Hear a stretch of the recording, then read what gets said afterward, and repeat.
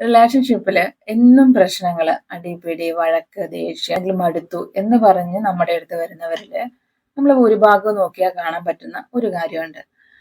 ഒരാള് may be anxious attachment സ്റ്റൈലുള്ള ഒരാളും മറ്റേ ആള് അവോയ്ഡന്റ് അറ്റാച്ച്മെന്റ് സ്റ്റൈലുള്ള ഒരാളും ആയിരിക്കും. അപ്പോൾ എന്തുകൊണ്ടാണ് ഇത്തരം രണ്ട് ഡിഫറെന്റ് ആയിട്ടുള്ള അറ്റാച്ച്മെന്റ് സ്റ്റൈലുകളുള്ള ആൾക്കാർ തമ്മിൽ അട്രാക്റ്റഡ് ആവുന്നത്? അതുപോലെ എന്തുകൊണ്ടാണ് ഇത്തരം അറ്റാച്ച്മെന്റ് സ്റ്റൈലുള്ളവരിൽ തമ്മിൽ നിത്യം അല്ലെങ്കിൽ അവർ തമ്മിൽ ഒത്തുപോകാൻ പറ്റാത്ത രീതിയിൽ വഴക്കുകൾ വരുന്നത് എന്തുകൊണ്ടാണ്? നമുക്ക് നോക്കാം. ആങ്ഷ്യസ് അറ്റാച്ച്മെന്റ് സ്റ്റൈലുള്ളവരിൽ അവർ എപ്പോഴും ഒരു വളരെ ഇമോഷൻസ് വളരെയധികം എക്സ്പ്രസ് ചെയ്യുന്ന ആൾക്കാരായിരിക്കും. റിലേഷൻഷിപ്പ് വളരെ നല്ല രീതിയിൽ കൊണ്ടുപോകണം എന്ന ആഗ്രഹമുള്ള ഒരാൾക്കാരായിരിക്കും. അവർ എപ്പോഴും സീക്ക് ചെയ്തുകൊണ്ടേയിരിക്കുന്നു റിയാഷൻസ്. അവർക്ക് വളരെ ഇമ്പോർട്ടൻ്റ് ആണ്. ഞാൻ നല്ലതല്ലേ, നമ്മുടെ റിലേഷൻഷിപ്പ് നല്ലതായിട്ട് പോവില്ലേ, എനിക്ക് എന്നെ ഇഷ്ടമല്ലേ എന്നുള്ളത്. ഓക്കെ, മേ ബി അവരുടെ ഉള്ളിലുള്ള ഇന്റർണൽ ടോക്ക് ആയിരിക്കാം, അല്ലെങ്കിൽ അവർ പാർട്ട്ണറുടെ അടുത്ത് തന്നെ എപ്പോഴും ഇത് കമ്മ്യൂണിക്കേറ്റ് ചെയ്യുകയും ചെയ്യും. ഓക്കെ, പക്ഷെ അവോയ്ഡന്റ് അറ്റാച്ച്മെന്റ് സ്റ്റൈലുള്ള ഒരാള് വിളിച്ചാലും കുഴപ്പമില്ല, വിളിച്ചില്ലെങ്കിലും ഇനിയിപ്പോൾ കുഴപ്പമില്ല, മെസ്സേജ് അയച്ചാലും കുഴപ്പമില്ല, അല്ലെങ്കിൽ റിപ്ലൈ അയക്കാൻ ഇനിയിപ്പോൾ കുറച്ച് താമസിച്ചു എന്ന് കരുതി ഇപ്പം എന്താ പ്രശ്നം, അല്ലെങ്കിൽ ഞാനിപ്പോൾ ഇതിങ്ങനെ എപ്പോഴും പറഞ്ഞിട്ടില്ല, എനിക്ക് തന്നെ ഇഷ്ടമാണ് എന്ന് പറഞ്ഞിട്ടില്ലെങ്കിൽ ഇപ്പം എന്താ പ്രശ്നം, ഇഷ്ടമാണെന്നുള്ളത് ഉള്ളിലുണ്ടല്ലോ എന്ന് പറയുന്നവരായിരിക്കും. ഓക്കെ, അതുപോലെ ആങ്ഷ്യസ് അറ്റാച്ച്മെന്റ് സ്റ്റൈലുള്ളവര് ചിലപ്പോൾ പെട്ടെന്ന് ദേഷ്യം വരുന്നവരായിരിക്കും. ഈ ദേഷ്യം വരുന്നത് ഒരു പക്ഷേ വിളിച്ചിട്ട് ഫോൺ എടുക്കാത്തതിനോ മെസ്സേജ് അയക്കാത്തതിനോ ആയിരിക്കാം. അതുപോലെ ഈ ദേഷ്യം വരുന്ന അതേ സ്പീഡിൽ അവര് കൂൾ ഡൗൺ ആവാനും സാധ്യതയുണ്ട്, അല്ലെങ്കിൽ ആ പ്രശ്നങ്ങൾ പെട്ടെന്ന് സോൾവ് ചെയ്യണമെന്ന് ആഗ്രഹമുള്ളവരായിരിക്കും. അവർ തന്നെയായിരിക്കും പ്രശ്നം ഉണ്ടാക്കുന്നത്. അതുപോലെ ഈ പ്രശ്നം സോൾവ് ചെയ്യാൻ ഇനിഷ്യേറ്റീവ് എടുക്കുന്നവരും ഇവർ തന്നെ ആയിരിക്കും. പക്ഷേ അവോയ്ഡന്റ് അറ്റാച്ച്മെന്റ് സ്റ്റൈലിലേക്ക് വന്നു കഴിഞ്ഞാൽ ഞാൻ പ്രശ്നങ്ങളൊന്നും ഉണ്ടാക്കിയിട്ടില്ല, പ്രശ്നം ഉണ്ടാക്കുന്നത് അവരാണ്, ഇനി അവർ തന്നെ അത് സോൾവ് ചെയ്യട്ടെ എന്ന് ചിന്തിക്കുന്നവരായിരിക്കും.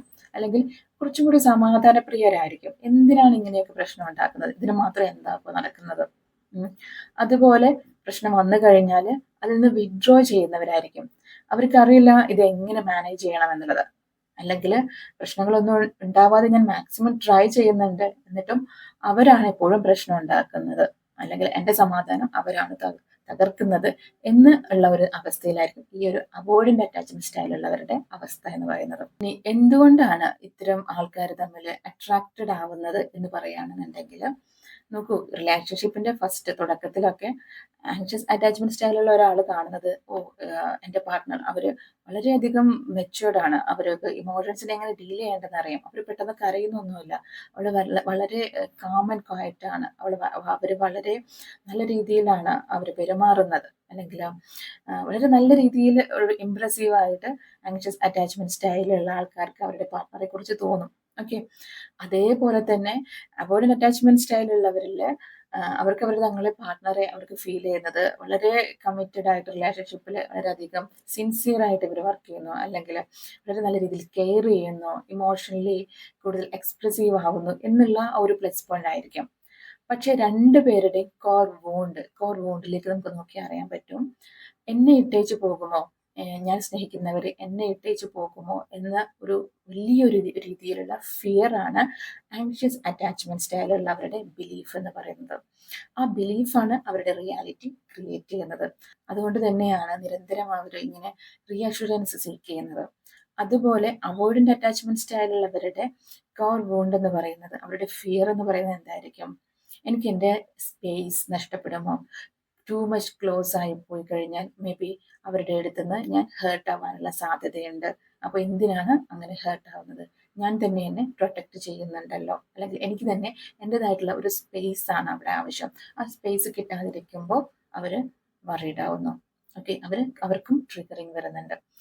ഇപ്പോൾ നമുക്ക് മനസ്സിലായിട്ടുണ്ടായിരിക്കും എന്തുകൊണ്ടാണ് ഇവർ അട്രാക്റ്റഡ് ആവുന്നത്. അവരുടെ ബിലീഫ്, ആ ബിലീഫാണ് അവരുടെ റിയാലിറ്റി ആയിട്ട് മാറുന്നത്.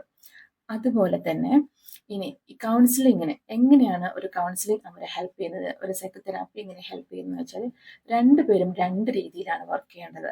അവോയ്ഡന്റ് അറ്റാച്ച്മെന്റ് സ്റ്റൈലുള്ളവർ എങ്ങനെയാണ് ഇമോഷൻസ് നല്ല രീതിയിൽ എക്സ്പ്രസ് ചെയ്യുന്നത്, കോൺഫ്ലിക്റ്റുകൾ എങ്ങനെയാണ് മാനേജ് ചെയ്യുന്നത്, അതുപോലെ ഇൻറ്റിമസി അത് എങ്ങനെയാണ് ബിൽഡ് ചെയ്യുന്നത്, അതുപോലെ അവരുടെ പഴയ പാറ്റേണിലൊക്കെ എങ്ങനെയാണ്, കോർ വൂണ്ടിലൊക്കെ എങ്ങനെയാണ് വർക്ക് ചെയ്യുന്നത് എന്നുള്ള രീതിയിലും, അതേപോലെ ആങ്ഷ്യസ് അറ്റാച്ച്മെന്റ് സ്റ്റൈലുള്ള ഒരാൾ അവരുടെ ആങ്കർ എങ്ങനെ മാനേജ് ചെയ്യണം, അതുപോലെ ഇമോഷൻസ് എങ്ങനെ റെഗുലേറ്റ് ചെയ്യണം, അതുപോലെ പഴയ ട്രോമ കാര്യങ്ങളുണ്ടെങ്കിൽ അതിലെങ്ങനെ വർക്ക് ചെയ്യാം എന്നുള്ള രീതിയിലൊക്കെയാണ് ആങ്ഷ്യസ് അറ്റാച്ച്മെന്റ് സ്റ്റൈലുള്ളവർ നോക്കേണ്ടത്. അപ്പോൾ രണ്ടുപേരും നല്ല രീതിയിൽ വർക്ക് ചെയ്യുകയാണെന്നുണ്ടെങ്കിൽ തീർച്ചയായിട്ടും ഒരു ഹെൽത്തി റിലേഷൻഷിപ്പ് അവർക്ക് കൊണ്ടുപോകാൻ പറ്റും. തീർച്ചയായിട്ടും നമ്മൾ മനസ്സിലാക്കുക, ഈ പാറ്റേണും സ്റ്റൈലും എല്ലാം തന്നെ നമുക്ക് ചേഞ്ച് ചെയ്യാൻ പറ്റുന്നതാണ്.